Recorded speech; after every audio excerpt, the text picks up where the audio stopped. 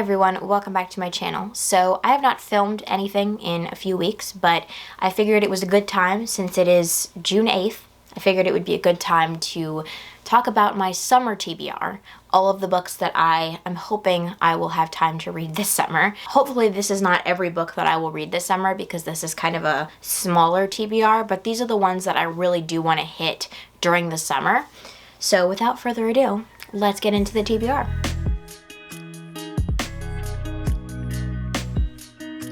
So before we jump in, I just wanted to give a brief life update as to why I've been so MIA, etc. I feel like I've been kind of MIA just because my fiance is at basic military training for the Air Force. Today's actually his graduation date, which is very exciting.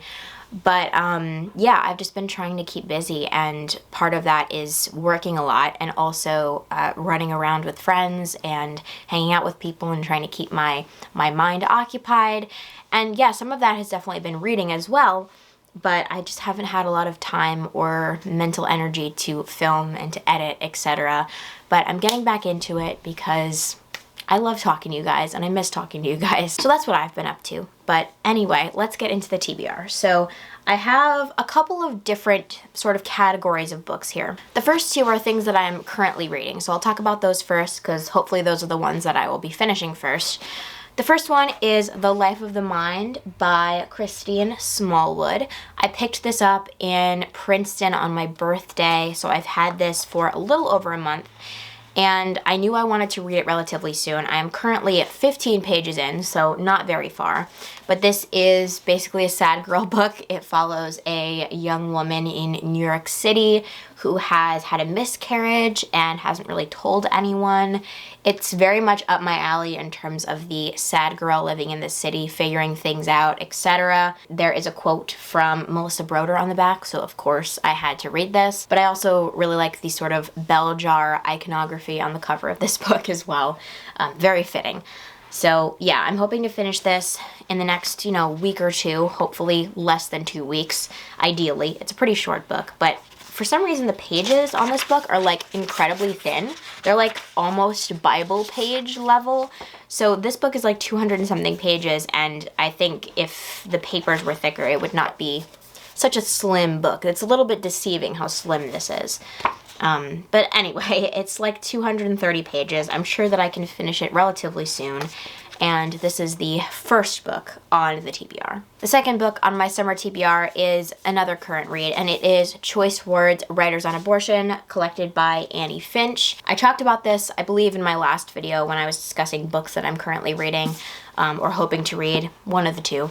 And I have gotten 136 pages into this, so a decent chunk of the way in, actually. But it just is slow going because I feel like I can't necessarily devote like hours upon hours to reading this because it is so heavy.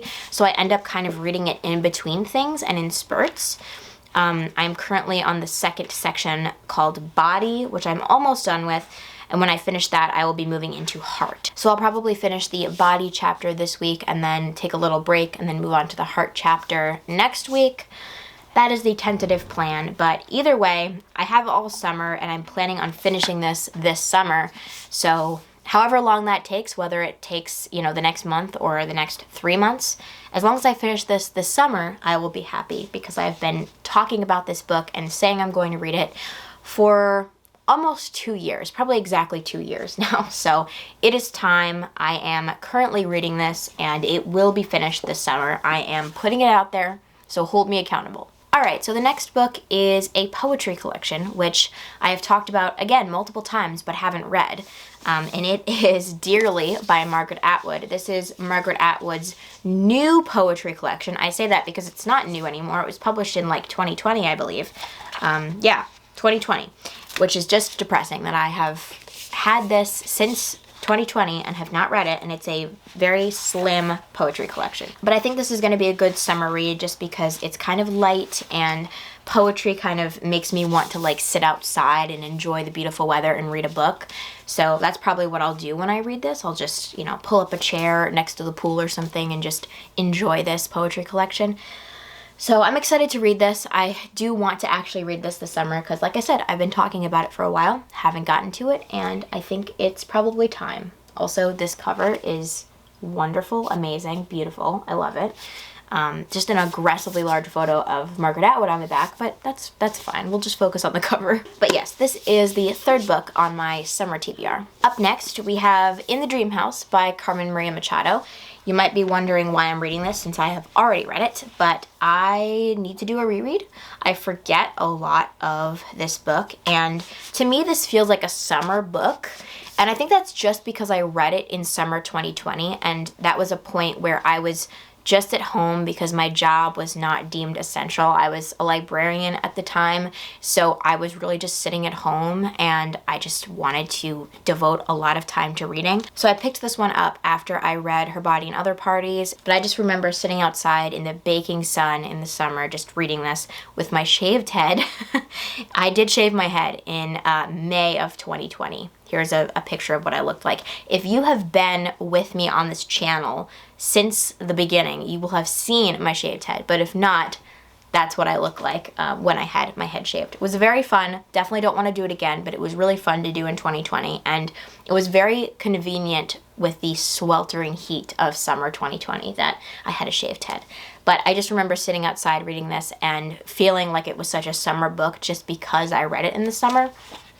Otherwise, it really doesn't have any summer attachments, to be honest. It just feels like a summer book in my head. So I want to do a reread of it this summer to kind of regain those summer vibes from this book. And yeah, just soak it up because this is an incredible book and it's a wonderful memoir and it's very intense. And my best friend just read it at my recommendation. So I would like to give it a reread and be able to sort of talk to her about it a little bit more concretely instead of just, I love this book, please read it, if that makes sense. Because I feel like after I read a book and I love it, the things that I remember are just the fact that I loved it and like the general vibe of it.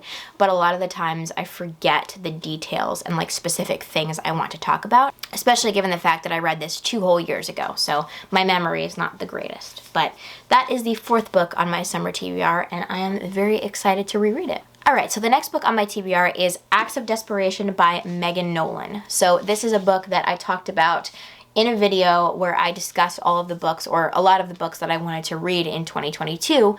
And this was one that I really wanted to read just because it was something that I didn't really have any like ties to in terms of like needing to read it for a project or anything, but it was a book that I just really wanted to read for me and something I thought I would enjoy. This is basically a sad girl book in a way. It's about a young woman who has this very problematic attachment to her partner, and I believe he's an older guy, I think, don't quote me on that, but it's about that attachment and how problematic it becomes and the inability to detach herself from that. So it just sounds pretty much up my alley and something I'm very interested in. I really like reading about relationships, especially problematic relationships, and how those relationships change people and the ways that they affect the women in those relationships. Those are topics that really interest me, so this sounded right up my alley, and like I said, I've been talking about it for a while, and I thought it's probably time to read it, so I plan on getting to this one this summer as well. Alright, the next book on my TBR for the summer is a new release, and I figured I had to kind of sneak at least one new release into my summer TBR, and that is Remarkably Bright Creatures by Shelby Van Pelt. I don't know why that was so hard to say. It was, though. This cover is beautiful. I love this cover so much. But this is about a woman whose husband dies and she starts working for this aquarium, and something unfolds from there. I don't really know, but it just sounded super interesting, and because it centers around an octopus, I just had to read it because I think octopi are incredible creatures and fascinating creatures, and I loved this cover, so it was kind of an impulse buy. I really like the insides too. They have these little like things in the corners with the octopus and stuff. It's a very pretty, aesthetically pleasing book, which definitely helps me want to read it. So Remarkably Bright Creatures is also on my summer TBR. So the next 2 books are kind of in a particular category for August, which is WIT month, or Women in Translation month, which is every August. And I'm hoping I will be able to read both of these in August. If I read them before, it's not a big deal. But I'm going to try to read these in August just because Women in Translation Month is kind of important to me, and I did a lot for it last year. I don't know that I'm going to do quite as much with it as last year. We shall see what ideas develop in the next few months. But I really wanted to read at least 2 books for Women in Translation Month. So the first one is Aquarium by Yara Shihori. I don't know how to pronounce this author's name whatsoever. I should have looked that up beforehand, but this cover is incredible. I talked about it in my last video with my best friend as a book that I want to read soon. And I kind of have decided that I want to put it off till August because I realized it was a translated book written by a woman. So I figured that would be a perfect time to read this. This follows these twin sisters who are deaf and the way they communicate and kind of how they're in their own little world. That's as much as I know about it, but like I said previously, I am very interested in deaf culture and books about the deaf community, so I wanted to give this one a read just because it focuses on some themes that I'm very interested in. So yeah, this is going to be a Wit Month read, and I am very excited to read this. And the second book I'm going to be reading for Women in Translation Month is Almond by Won Pyun Sun. This is a Korean translated book, and it follows a young boy who has this brain condition that makes it hard for him to feel emotions, and it kind of just talks about his relationships with friends and family and coping with this condition. So yeah, it just sounded pretty intense and moving, and I also love this cover. And I've also just been trying to read some more Korean translated literature because I feel like there is just so much Japanese translated literature on the market and easily accessible here in the US at least. And I have a lot of it on my shelves, but there's only a few books that I have that are Korean translated. And I know there's so much quality literature that comes out of South Korea that hasn't been translated or that I can't find. So if you guys have any recommendations for Korean translated books, let me know. I have read The Vegetarian, I have read Kim Ji-young, born 1982, and I have not read The Whole yet by Hee Young-pyun, but that is on my TBR for an unknown date.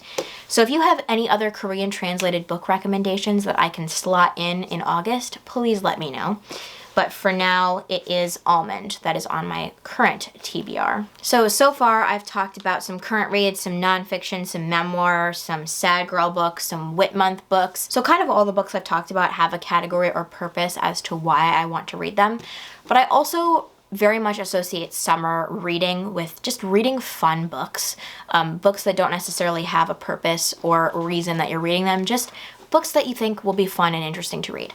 So I have a few books here that I just think would be fun and summery to read. Well, the first one isn't really summery, it's just for fun, but this is Layla by Colleen Hoover. So I am not necessarily a Colleen Hoover stan. I have only read Verity, and I really like thrillers and mystery kind of books, so this one seemed like the most thrillery out of all her other books besides Verity.